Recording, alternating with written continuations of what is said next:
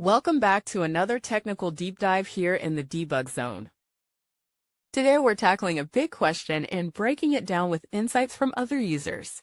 Hopefully this clears up some misconceptions and helps you get the answer you need. So buckle up, stay a little curious, and let's jump right in.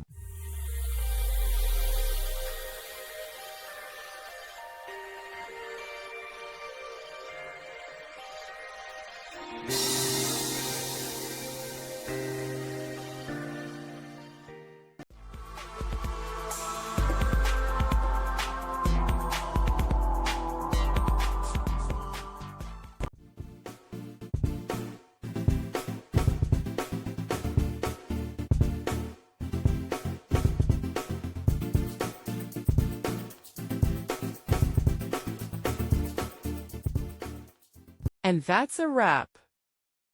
I hope you found the answer you were looking for. If you did, take a second to hit that subscribe button. It really helps out.